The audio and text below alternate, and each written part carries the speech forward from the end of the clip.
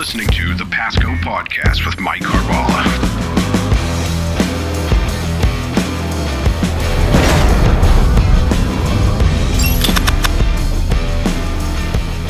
Welcome to Season 3 of Pasco Podcast, a series about leadership and public service. We'd like to thank our sponsors, the nearly 600,000 people of Pasco County, as represented by the Board of County Commissioners. It's through their trust and empowerment of our workforce and leadership team that we're able to bring you this podcast. This podcast is designed to help public servants build leadership skills and leverage them for success by sharing the experiences of our peers. Hi, I'm Mike Carballa, and welcome to our 49th episode of Pasco Podcast. Today, we're talking about something that affects all of us, water. Now, whether it's turning on the tap, watering your lawn, or dealing with Florida's unpredictable weather, water is something we rely on every single day. Now, with March marking the start of the dry season, as well as World Water Day coming up on March 22nd, it's a perfect time for us to discuss why water conservation matters, especially here in Pasco County. So joining me today are Pasco County Water Conservation Coordinator Phoenix McKinney and Tampa Bay Water Program Manager Amelia Brown. Amelia, Phoenix, welcome. How are you guys today? Oh, I'm great, thanks. Great. Amelia, doing all right? Doing well, thank you. Hey, why don't just, Amelia, take a few minutes, just tell us a little bit about yourself and what you do with Tampa Bay Water. Yeah, sure. Well, I moved to the Tampa Bay area about 5 years ago, almost to the date. Okay. And I work at Tampa Bay Water. We are a wholesale drinking water provider. Mm-hmm. So we produce the drinking water and we sell it to Pasco County as well as Pinellas, Hillsborough, Tampa, St. Petersburg, and Newport Richey. Very much behind the scenes because once we give it to Pasco, Pasco then delivers it to residents and businesses throughout the county. Absolutely, and that's great. Perfect handoff, Phoenix. So what do you do with the water once you get it? And talk to us a little bit about what you do here. As you've said, I'm the Water Conservation Coordinators, and I work very closely with Amelia and with the other governments here in this Tampa Bay area that have my counterpart for myself. And we work to create water conservation program, tools, and materials, such as the rebate program that we partner with Tampa Bay Water, so that we can help our customers recognize the importance of conservation and help them understand what they can do simply and easily to affect some savings. Absolutely. And that's great. Yeah. Not only saving water, but saving money too. So World Water Day is March 22nd. All right. And so why is this important and how does it relate specifically to Pasco County? Phoenix? Well, as you said, it really is a joint United Nations observance to focus attention on the importance of fresh water. You probably already know around the globe about 2.2 billion people do not really have access to fresh water. Yeah. So we're really lucky here in Pasco County. We do have our water resources that we can rely on, that we don't have issues where we just don't have access. But we do need to be mindful that it is a finite resource and that we need to always use it as wisely and efficiently as possible so that we have what we need right now. And we can look forward to the future and have that available as well for those coming behind us. Gotcha. Amelia, anything to add to that? I'll just add that this year's theme for World Water Day is a focus on glaciers and the melting of those glaciers due to climate change. And at first blush, average Floridian might think that really doesn't have anything to do with me. Come on, we're in the sunshine state here, right? But really the connections are very strong, in fact. I mean, one, if the glaciers are melting into the ocean, this is what contributes to sea level rise. And we are a very coastal community here. But second, it is theoretically possible that one molecule of water from that glacier actually ends up in our drinking water. Tampa Bay Water owns a desalination facility, which provides a small fraction of our drinking water portfolio. The rest of the water comes from groundwater and rivers. But some of that seawater, after we pull the salt out, gets mixed into our drinking water supply. So maybe we are drinking a little bit of glacier water every once in a while. Well, as a guy in the water industry too, I can just tell you there's no more, no less water, on this planet. It's just a matter of what form it's in and, can we drink it or not? So it's access to clean water. So when we talk about water conservation being so important, let's specifically talk Florida this time of year, right? We kind of refer to it as the dry season. Can you talk to us a little bit more about why water conservation is really important, kind of this February to May timeframe specifically? Well, as we all know, it's getting ready to start warming up. And with those warm temperatures, the plant materials that we have in the ground specifically for irrigation start to come alive and start to grow, and they really need that extra water. And I think Amelia can probably tell you that that's also the time that we see what we banked from the previous rainy season start to diminish. And so I always like to think of it sort of like your banking account. In the summertime, when we have all that rain, we start to try to bank that water so that we've got it, so we can make those withdrawals during our drier season without having to look for a place to get a loan, because there is no place to get a loan. It would be very, very expensive to get a loan and takes a long time to get it. So, Amelia, anything to add to that? Yeah, well, water conservation does play a key role in these dry months that we have in the spring, and it definitely has an impact on utility planning. But water conservation is important, of course, year round. We really notice it in the springtime when that rain doesn't come, but the plants need the water. But what water conservation can do is also helps to keep water in the natural environment, in our rivers and other natural areas. And when residents and businesses conserve water, they're also not only reducing their usage, but saving some money on their utility bills. So there is really, a couple ways in which the environment and people and the utility win with water conservation activities. Yeah, absolutely. And so conservation is very, very important. And of course, here in Pasco County, we have a pretty robust reclaimed water system too. And I know those systems get strained as well, especially come May when those reservoir supplies start to diminish, right? And we're able to take advantage of that and offset potable use, right, of the drinkable water and try to use a less drinkable source. But nevertheless, even those supplies become constrained. And I think, like you say, conservation makes sense. We tend to overwater, I think, too. A lot of folks will think that their lawn might need this, but what your lawn really needs versus what we think they need, it's they can be different things. So what are some of the biggest water wasting habits though that people participate in, I guess, that you see are you see that maybe they don't even see? I think you've already answered it. Yeah. It's irrigation. I would say it's irrigation. And it's not the fact that they're irrigating. What we typically see is people's irrigation systems aren't efficiently designed.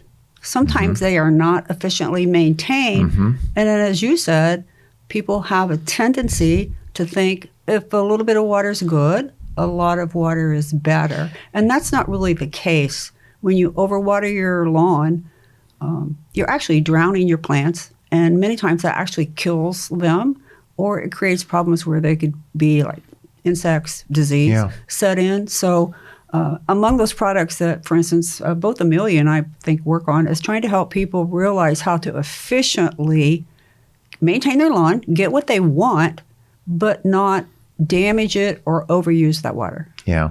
Well, and it actually makes your lawn weaker in a lot of cases. And I know that, Tampa Bay Water, you guys, I know IFAS, they, try to promote some awareness. But like you say, once you turn on that sprinkler, a lot of times it's set it and forget it for a lot of folks. I run usually early in the morning and I can see plenty of lawns. Literally, it's like watching a pool spill over. And so you've got water that, quite honestly, the ground's already saturated at that point. So every drop of water, really, you're just pouring down the drain. And so you want to talk about saving money. I mean, those dollars add up because of how we do what inclining block tiers when it comes to charging for water. Amelia, what do you see? I agree completely. Yeah. That is the number one area to look at. It's easy to accidentally use more water than the plant needs. That set it and forget it mentality usually happens when you've got your irrigation timer and it's set to run, in the wee hours of the morning when you're still asleep and not watching it, and just have it run on this program without really any changes that account for the weather. Did it just rain? Is it about to rain? And I guess I would ask, is technology getting better, right? So I've lived in a couple of new homes that have been constructed, and fortunately I've always had reclaimed water, and I love it. I remember my first home, we kind of had this little rain gauge that was out there. So if it had rained, there was like a little switch in it, and it made sure that the sprinklers didn't run. And my current home, and that thing, it didn't work. It wasn't very good or very efficient. And then in the other areas, you've got these soil moisture sensors, which are fine as long as they're installed properly, but they don't necessarily that's that one little area in the yard versus the entire yard. So I remember letting that go at one point in time, and it's like, well, half my yard's dead, but the other half is okay. And so I've always kind of taken a little more active management approach to kind of looking at what it is that we do. Are there updates in technology? Is this stuff getting better to help us conserve water out there? Yeah, absolutely. Yeah. So weather-based irrigation controllers are a great tool that help the homeowner or whoever's managing the lawn account for the weather that has just happened or is going to happen. Right. So these devices are monitoring the weather patterns, not just rainfall, but temperature, humidity, wind, and then calculating how much water each zone of your landscape really needs on that day, given the weather that's been going on. And talk to your neighbors. Actually, it's funny. I'll talk to my neighbor, and we agree. There's a little area between our houses that we each set our timers back a little bit because they tend to kind of overlap a little bit because it was turning into a mud pit over there. And actually, you go to cut the grass and you're sliding all over the place. But yeah, I mean, you've got to look at those zones because not everything is going to take water the same, right? And they've got different exposures to sunlight. So it's really a little more of an active management versus set it and forget it philosophy. What challenges do you think we face when it comes to water management here, especially looking to the future? Phoenix? I really always just think it's just getting the attention of people to recognize what we're all here talking about. It is, it's a finite resource. It's really easy to save water. It almost takes no thought. As you say, there's technology that handles it for you. With a little bit of knowledge and a little bit of care, you can save a lot of water. I've actually done some calculations, and we serve the number of people that we serve in our service system for Pasco County utilities, it sounds a little undoable, but if every person in our service area that uses water saved a gallon of water a day, we're going to save something like 30 million gallons a month. I mean, it's a ridiculously high number. And that gallon, you can save a gallon of water by showering. I was going to say, I think I do that shaving. I don't even know.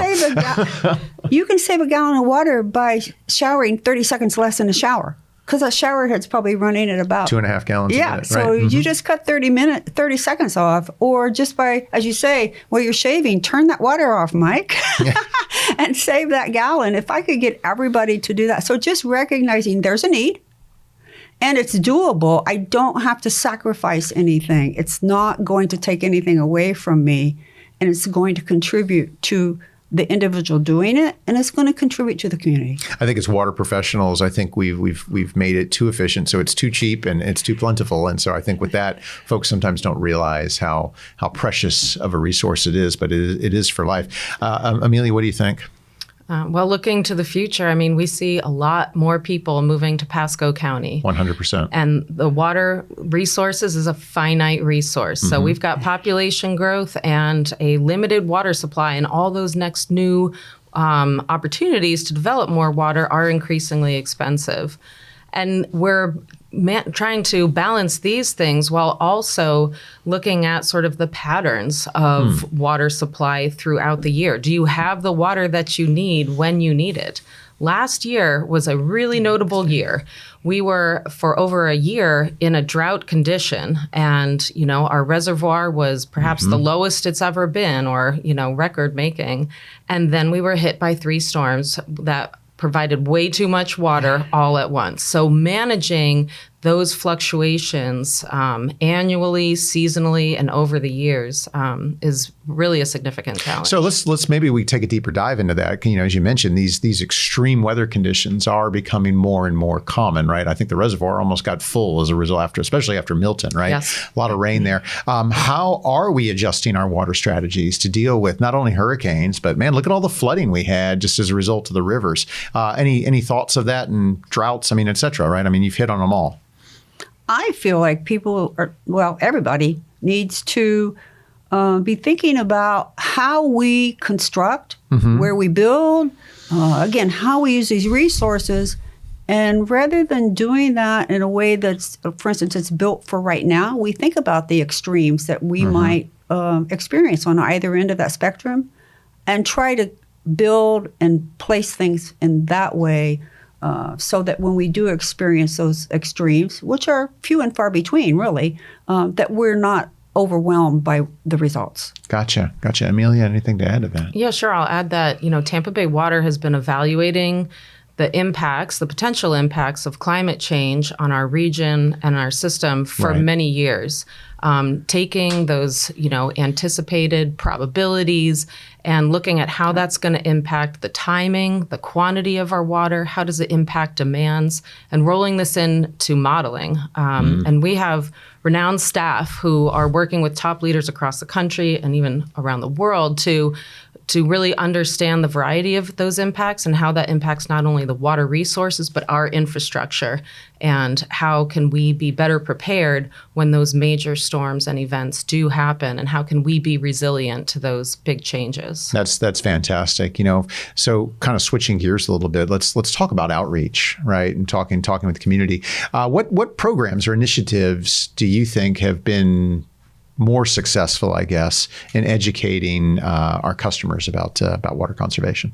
Well, I first want to promote the rebate programs that we have, again, in concert with Tampa Bay Water. Describe that. What is the rebate program? There's a rebate program, again, in concert with Tampa Bay Water. The other governments that purchase water from Tampa Bay Water also participate. It's also funded by the Water Management District. And there's a variety of rebates from toilets to cooling tower equipment it's available for the whole range of customers that we have. It's not just commercial or homeowner customers. We have rebates that are available to businesses. We have rebates that are available to multifamily establishments.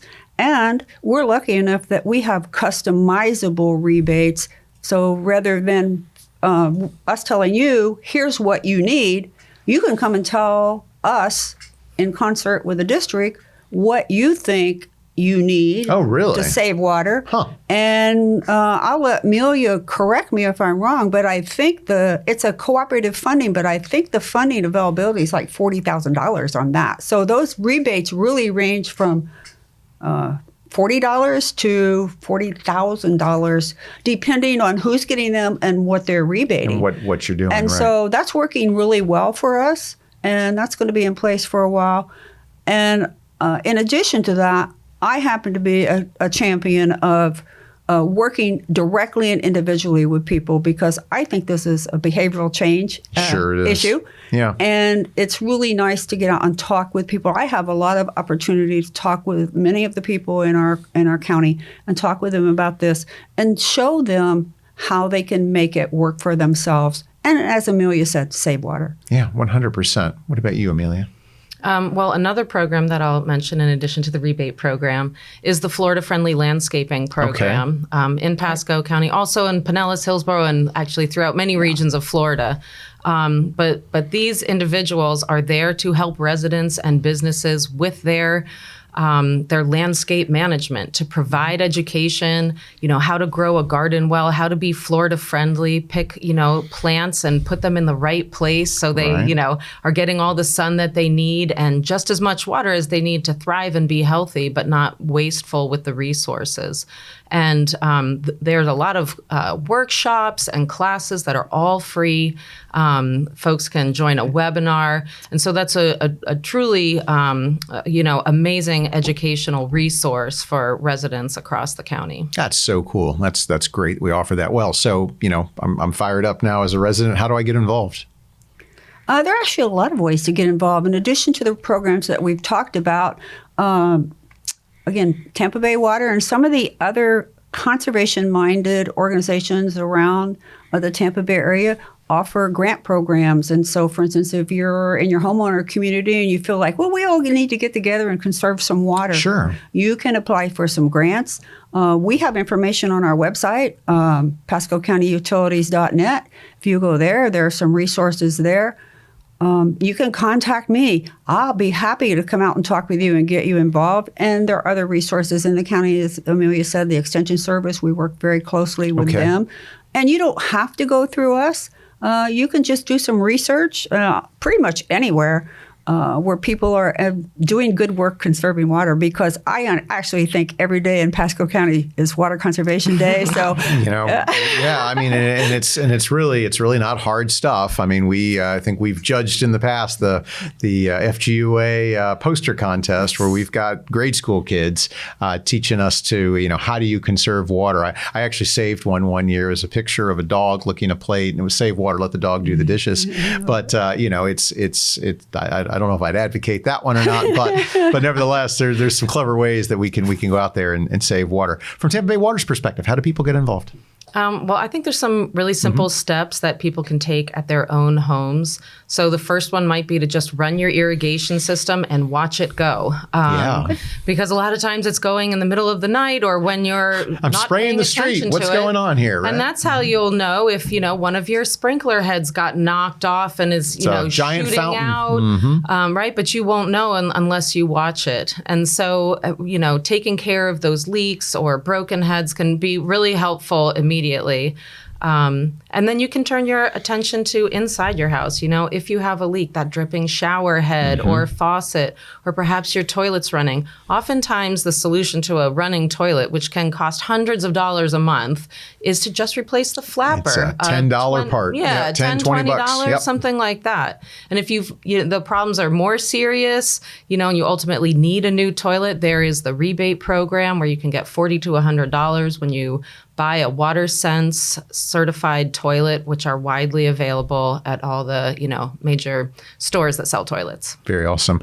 So, so we've kind of handled the low tech stuff. And so unlike having the dog do the dishes, what sort of forward thinking, innovative ways are we using to kind of tackle this issue of protecting our water resources? Well, I think you hit on it a short while ago where you were talking about the technology. Because in addition to, for instance, the controllers, the smart controllers that were spoken about, they're also making a lot of strides in terms of just the heads and creating those with a level of efficiency.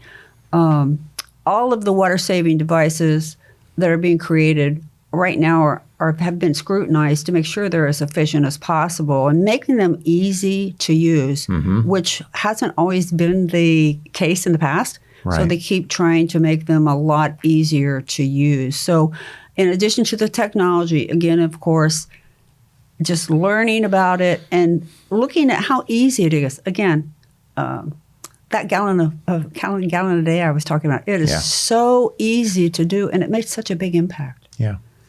Amelia, what about that on Tampa Bay Water side? Well, from the Tampa Bay WaterWise program perspective, one of the things that I really enjoy about managing the program is getting to work with Phoenix and the other member government staff who are willing to take a look at new technologies and pilot them through our rebate program. So, for example, there's a product called Aquamizer that really just replaces the inside guts, if you will, of a toilet tank and reduces the flush volume by half. It's cheaper, and you're not, dealing with all the waste from removing an entire toilet. So we've piloted a couple of those projects. We're monitoring them long term to see how the water savings stack up. Initially, the water savings have been amazing from that. And, the group is also willing to explore other kinds of innovative technology. We recently learned about a new technology that's good for restaurants. Their typical method for defrosting food is to run it underwater because that's one of the most, that's a safe way to do it per the health guidelines. There's a few ways, and that's the most practical way to maintain safety. But this new product barely uses any water at all. And will defrost the food much, much faster in a commercial kitchen. So we're interested in, seeing if there are restaurants who want to use that technology. Pilot that and use that. Maybe we'd be able to help, provide rebates for those types of innovative technologies. Okay, that's really, really cool. And that's all on the customer side of the meter, right? I know on the supply side, utilities too are taking a pretty serious approach to it. I don't know examples I can think of, and I don't know if you know of any, but I recall that there was some satellite type technology with leveraging some kind of device or something that you would actually put in a water pipe, because people don't realize that probably 7 to 13% of water loss just occurs in leaky pipes on the utility side, and that water loss is, it's non-revenue water, right, for the utility, so it's not really recovered in terms of the rate, and so the utilities are also motivated to try to save and conserve water. I'm happy to note that Pasco County Utilities is actually well within the range. It's made great strides of reducing those numbers over the years. But satellite technology and leveraging that and looking and finding leaks and digging up those pipes and replacing them, hydrants and those types of things are important, as well as more intelligent flushing. People don't realize that we do have to waste a little water because it is a perishable product running through the lines. But I know our distribution folks, and we did another educational piece on that a couple of years back, that, hey, we're actually here to make your water safe, but intelligently flushing, making sure that you're kind of pushing the water that's, needs to be flushed to a certain area. So then you're only having to flush once and waste less water. So a lot of great stuff that goes on out there. Any advice you guys would give to someone who's kind of looking to step into this critically important field? Well, I always think of it as an eclectic field. So I, first of all, would like for people to know that there's really not any one discipline that you probably need to have. I've had the fortune over a lot of years to work with people who are scientists and people who are soft scientists. And so there's an opportunity for everybody to get involved if they're interested. And then to start researching what the needs are, where you are, and reaching out to people to find out how you can either volunteer, or their job openings. How do you make that happen for yourself? Just like pretty much every organization in water conservation, there's a place for everybody, because there are people who are creating policy, there are people who are doing things in the middle along the way, and then there are people like me who are out working individually with people, helping them learn about it and the importance of it. So there's a place for everybody. Fantastic. Amelia, how about from your perspective? I'd say that maybe a good mentality to have if you're going into this field is knowing that it's going to be a long-term effort, because water conservation is a combination of technology, but it's also behavior change. Yes. And behavior change usually results from being more informed. And that is just a lengthy process in the Tampa Bay area. Well, Tampa Bay Water serves 2.6 million people. It's going to take a while to get that message out, and there's always new people moving in. So that's a constant effort. And at the same time, a mentality of being nimble, because the seasons change, the issues change, the people change. And so the approach that you took last year may need to be altered dramatically, 1 year later, in order to meet people where they're at and deal with whatever the water situation may be. Yeah, it is not a static operation. It's always changing, and it's dynamic. And just appreciate the work that you guys do in this field. It's so important. I know, just even for me personally and professionally, I love water, and it's one of the things that makes Florida great. We are a state. We've got a lot of beautiful water resources that we play in. Our economy is dependent upon them, and of course we need stuff to drink and sustain life and development in and of itself. So it's truly the most important of things, in my opinion. So I want to switch gears real quick and just learn a little bit about you guys here. So just a couple of real quick rapid fire questions here for you. Early bird or night owl, Amelia? I guess early bird. Early bird. Phoenix? Early bird, 3:30 to 4. Yeah. Woo. My, oh my. Okay. I thought 5 a.m. was almost a night owl. I'm confused. You're on the cusp there. All right. Restaurant or home cooked meal? Home cooked. Well, restaurant food tastes better, but I insist on a lot of home cooked food. Insist on it. All right. Very good. Windows or Mac? I guess Windows. I use Windows, but I started on Mac. I love Mac, but everybody was using Windows, so there I am. Yeah, we kind of got stuck there. All right, well, how about this? You have more of a choice here, iPhone or Android? I have an Android. Android. I'm outnumbered today. Yuck, yuck. You guys are all green. All right, let's see. If your job were an ice cream flavor, what would it be? What's the most mixed flavor there is. You know, the best answer I've gotten to this is Rocky Road. That's good. One that just has a variety of flavors in it. What are they called? Superman. Superman. Yeah, that's what I was thinking. Superman. Ah, nice. I like it. Sneakers or sandals? Sneakers. Depends on what I'm doing. Yeah. Well, you gotta pick. Sneakers. Sneakers. Very good. All right. You never know when you need to run. Exactly. You never know. Cats or dogs? Cats. Dogs. Very good, guys. Well, listen, Amelia, Phoenix, it was great having you guys here today. I really appreciate it. And a special thanks to our media relations team who actually makes this effort possible. And thank you for joining us on this episode of Pasco Podcast. I'm Mike Carballa, and we'll see you next time. For more information on Pasco County government, please visit mypasco.net.